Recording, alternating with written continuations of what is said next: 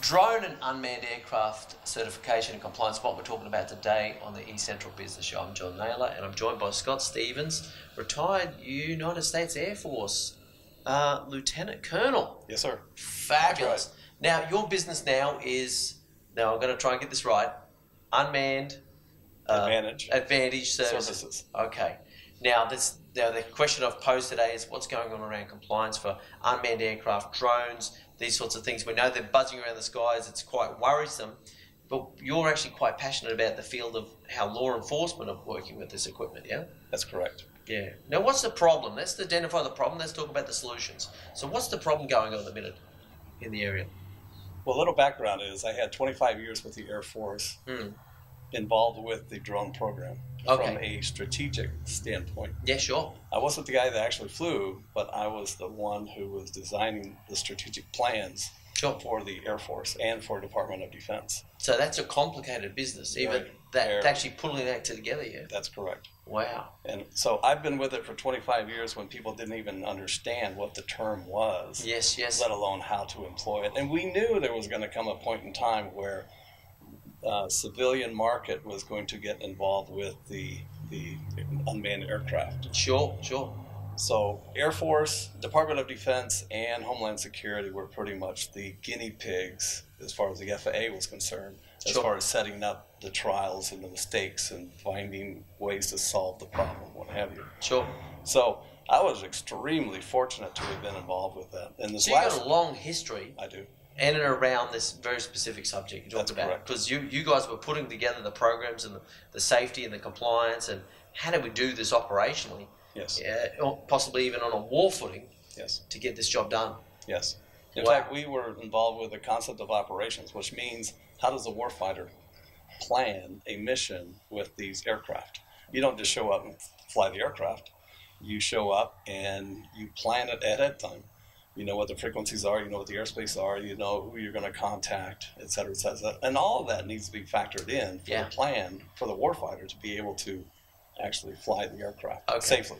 Now, so what, let's talk about it. Let's move on to the discussion about law enforcement and emergency services using unmanned and drones and those sorts of things. What are the key problems that crop up in that environment? Using the Air Force as an example, I just finished 1 year down at Fort Bliss training the warfighter before they went to Iraq and Afghanistan. Yes. So we went from the trainer, and then we changed to the clipboard and the evaluator, and we gave them a thumbs up or thumbs down as far as whether they were qualified to go on to the next phase, which is Iraq, Afghanistan, or wherever they needed to go to fly these aircraft. Okay, so what's the problem there for like law enforcement and emergency services? Law enforcement. Is pilots actually being suitably trained? Is that what you're saying? There is no program at this point in time. A mayor may come in and say, we want to stand up a drone program, an unmanned aircraft, to support our SWAT team, to support our teams as they go into an operation. But what kind of training have they had? What kind of certification have they had? A helicopter pilot will not self-certify themselves. Sure thing, they won't. Yeah, okay. Yeah, and so a drone pilot in support of a SWAT team needs the same type of qualification. And so that's what we're doing now, is standing up a program so that we can train law enforcement on the proper utilization of these aircraft. Yeah, sure. Not only law enforcement, but then also the first responders. It could be the fire, it could be search and rescue. There's just a myriad of different ways in which these aircraft can be employed. Yeah. And it's like a tool. You know, the police officer has a gun, and he's got mace, and he's got a stick, and he's got different tools, and the drone will become his tool that will look overhead and provide. For example, if we have a special operation in Iraq, Afghanistan, we'll fly that aircraft over ahead of time so that information is being fed back. And we want that same capability available. Yeah, right. But let's focus on the problems then. So one of the problems we've talked about so far is that there's a certification and the training of the pilot to this sort of thing. So what else is the drama in the application of drones and unmanned into emergency services and police situations? Sure. What's some of the other problems going on there? Well, right now the FAA requires an operator to have a commercial license, which means it's what we call Part 107. And with a Part 107, that separates a hobbyist from a professional pilot.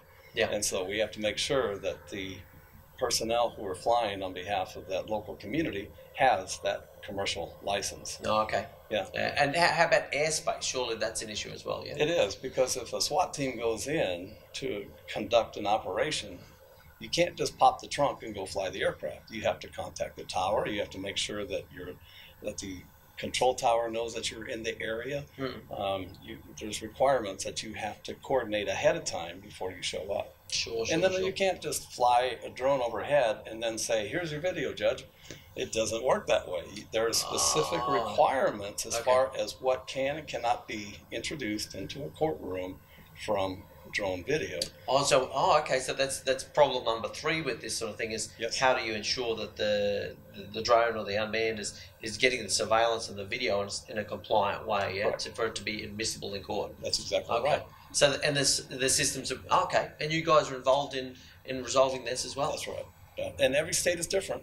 Every municipality is different. Okay. Vegas may have completely different rules than Los Angeles. Okay. And so every single city and state we have to go through and figure out and then make sure the pilots, the operators, are familiar and that they can comply with those requirements. All right. So I imagine that maybe are you being involved in this whole process at a US wide type process? Are you working? That's the intent.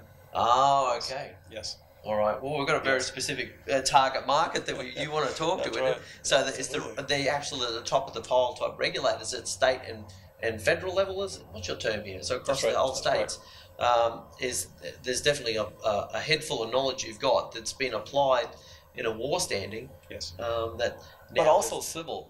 I've worked a couple of hurricanes and I've worked the fires. Yeah. Where the governor goes to the president goes to the Joint Chiefs, or Secretary of Defense to the Joint Chiefs, and then it comes down, and then that aircraft supports that governor.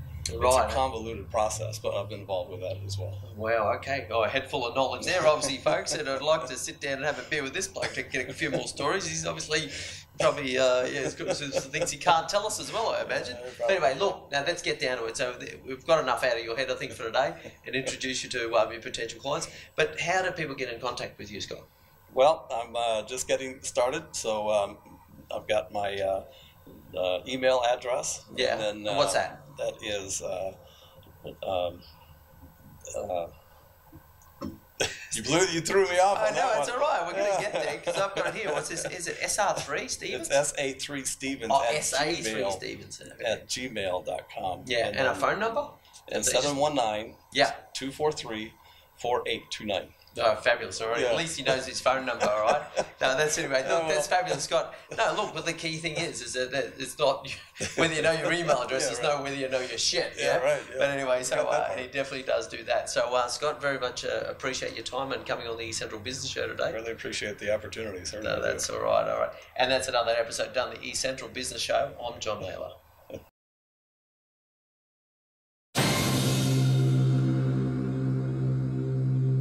Thank you very much for watching another episode of the eCentral Business Show. What we're doing on the eCentral Business Show is we're bringing you business leaders and the best of the knowledge. We want to bring them on the show and release that content so that that's something that we can share with you via this easy to consume format. So you can follow us across LinkedIn, Facebook, YouTube, Twitter, Google+, or just regularly visit the eCentral.com.au/show website. Pick out the best things for you and educate yourself on that premise.